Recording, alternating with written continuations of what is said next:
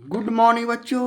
Chapter 12 अर्थात वृत्तों से संबंधित क्षेत्रफल के पार्ट 17 वीडियो में सफलता की शुभकामनाओं के साथ एक बार पुनः आपका स्वागत है।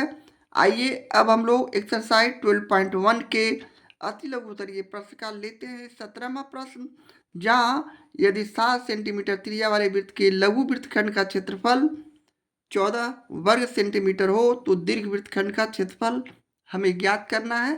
तो चलिए बच्चों, सबसे पहले इसे भी हम लोग एक डायग्राम से समझने का कोशिश करेंगे।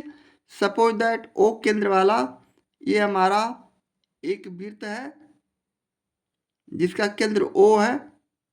यहाँ से हम एक जीवा लेते हैं और इसे इस तरह मिला देते हैं।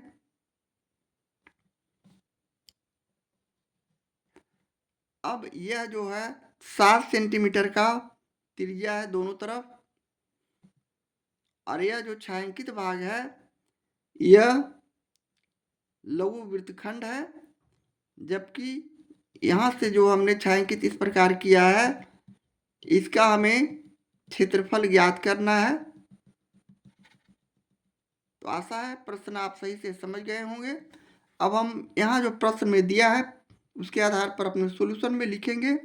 यानी त्रिज्या आर हमें दिया हुआ है 7 सेंटीमीटर। इसके अलावा लघु वृत्तखंड का भी क्षेत्रफल हमें मालूम है, जो कि है 14 सेंटीमीटर स्क्वायर, यानी वर्ग सेंटीमीटर, इसे हम सेंटीमीटर स्क्वायर में लिख सकते हैं। तो हमें ज्ञात करना है दीर्घवृत्त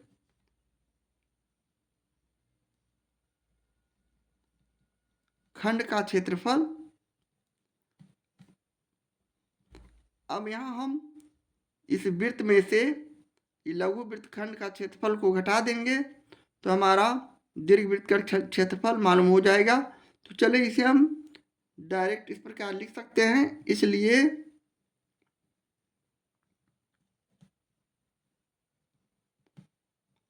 दीर्घवृत्त खंड का क्षेत्रफल बराबर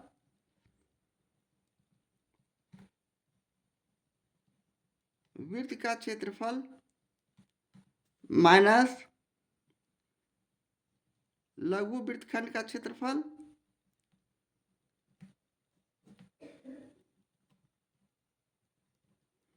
अब हम वृत्त का क्षेत्रफल का सूत्र जानते हैं, पाई आर स्क्वायर, जबकि लघु वृत्तखंड का क्षेत्रफल हमें प्रश्न से मालूम है 14 सेंटीमीटर स्क्वायर। अब हम यहाँ पाई का मान 22/7 रखेंगे। आर का मान हमें मालूम है प्रश्न से 7 सेंटीमीटर, जिसे हम 2 बार गुना करेंगे और अगले स्टेप पे इसे काटते हुए 22 में 7 से गुना कर 154 लिखेंगे और -14 करने के बाद हमारा जो रिजल्ट होगा 041 सेंटीमीटर स्क्वायर, यह दीर्घवृत्तखंड का क्षेत्रफल होगा। यही हमारे प्रश्न का सोल्यूशन है, आंसर है। इस तरह हम प्रश्न 17 का सोल्यूशन करते हैं। अति लघु उत्तरीय प्रश्न का ये रहा 18वां प्रश्न। दिए गए चित्र में ओ वृत्त का केंद्र है। यहाँ हमें एक ओ केंद्र वाला एक वृत्त दिया हुआ है। त्रिज्या खंड ओ ए पी बी का क्षेत्रफल वृत्त के क्षेत्रफल का 5/18वां भाग है। तो x का मान क्या होगा? यानी यहाँ हम वृत्त के क्षेत्रफल का 5/18वां भाग इस लघु त्रिज्यखंड का क्षेत्रफल से तुलना करते हुए यहाँ केंद्रीय कोण x निकालेंगे। तो यहाँ केंद्रीय कोण थीटा हमें मालूम है x डिग्री। और इसके अलावा अब हम प्रश्न से यानी प्रश्न के कथन से हम इसे इस प्रकार लिख सकते हैं, यानी त्रिज्या खंड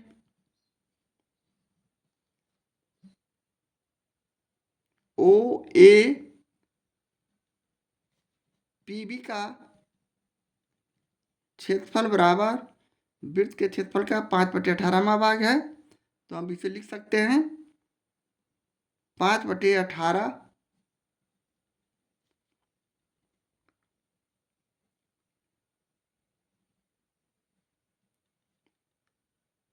या इसे इस प्रकार लिख सकते हैं, वृत्त के क्षेत्रफल का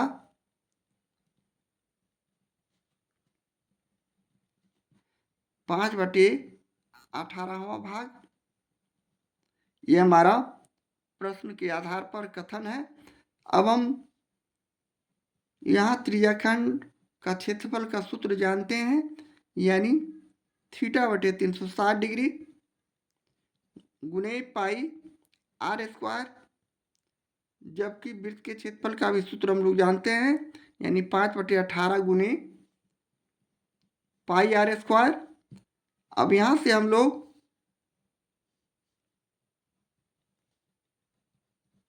पाई आर स्क्वायर को रहने दिए और 5/18 गुने पाई आर स्क्वायर बटे हम यहाँ θ/360 को हम यहाँ रखेंगे और इसे ले जाएंगे, तब ये पाई आर स्क्वायर कटेगा।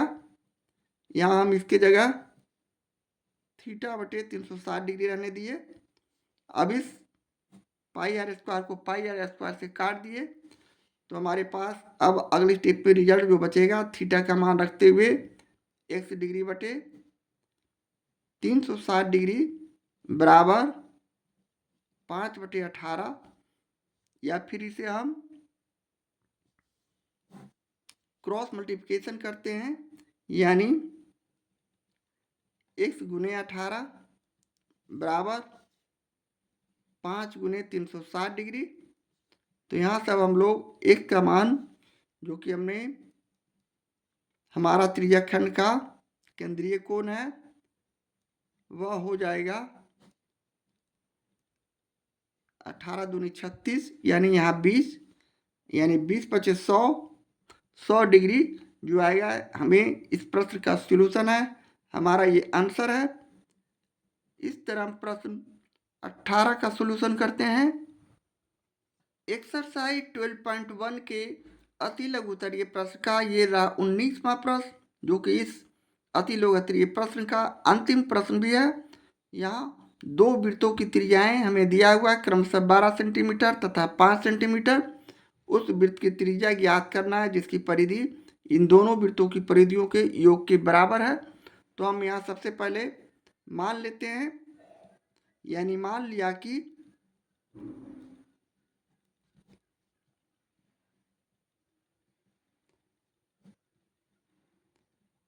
बड़े वृत्त की त्रिज्या बराबर r1, उसी प्रकार छोटे वृत्त की त्रिज्या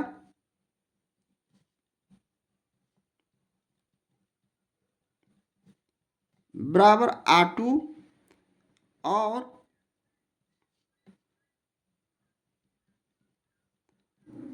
दोनों वृत्तों से बड़े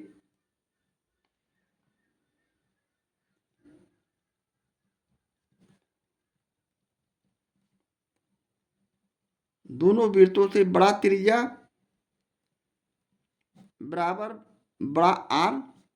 अब हमें यहाँ प्रश्न से मालूम है, चूंकि r1 बराबर हमें मालूम है 12 सेंटीमीटर, इसी प्रकार r2 बराबर मालूम है 5 सेंटीमीटर। तो हमें बड़ा r का मान निकालना है।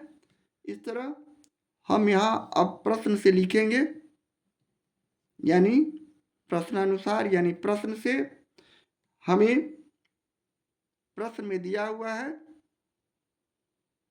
उस वृत्त की त्रिज्या जिसकी परिधि, दूसरा लाइन, जिसकी परिधि इन दोनों वृत्तों की परिधियों के योग के बराबर है, यानी हम यहाँ लिखेंगे बड़े वृत्त की परिधि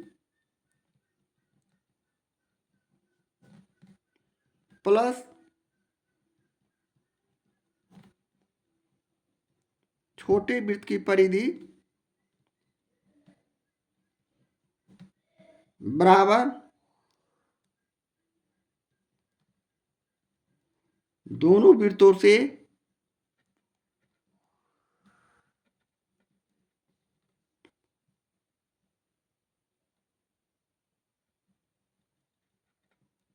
बड़े वृत्त की त्रिज्या बड़े वृत्त की परिधि।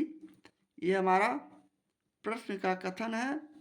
इस आधार पर अब हम अगले स्टेप में बड़े वृत्त की परिधि के लिए सूत्र का इस्तेमाल करेंगे, यानी 2 पाई। यहाँ बड़े वृत्त का परिधि का त्रिज्या r1 है। उसी प्रकार छोटे वृत्त की परिधि के लिए त्रिज्या r2 है। इसी तरह दोनों से बड़े वृत्त की त्रिज्या, दोनों वृत्तों से बड़े वृत्त की त्रिज्या हमें यहाँ r हमने माना है, तो ये हो जाएगा 2 पाई r। अब हम अगले स्टेप में इसका सॉल्यूशन इस प्रकार कर सकते हैं, यानी ये दोनों में 2 पाई कॉमन लेंगे तो हमारे पास राशि बच जाएगा r1 प्लस r2 बराबर राइट हैंड साइड में 2 पाई r। और अगले स्टेप में हमने r1 प्लस r2 को लेफ्ट हैंड साइड रहने दिए और 2 पाई का पक्षांतर करते हैं, तो ये 2 पाई बटे r का यहाँ ये भाग में हो जाएगा। अब यहाँ से इसे काटते हैं और अगले स्टेप में r1 का मान प्रश्न से हमें मालूम है 12 सेंटीमीटर, r2 का मान 5 r, इसलिए फाइनली हम लोग r बराबर 12, 5, 17 सेंटीमीटर के रूप में प्रश्नों का सॉल्यूशन करते हैं। इस तरह हम प्रश्न 19 का सॉल्यूशन करते हैं। इस तरह हमारा ये अति लघु उत्तरीय प्रश्न का सीरीज समाप्त हो चुका है। अब हम मिलते हैं पुनः अगले एपिसोड में अगले प्रॉब्लम के साथ। तो हमारे वीडियो को देखने के लिए आपका बहुत बहुत थैंक यू, धन्यवाद। तो मिलते हैं अगले एपिसोड में, तब तक के लिए बाय बाय।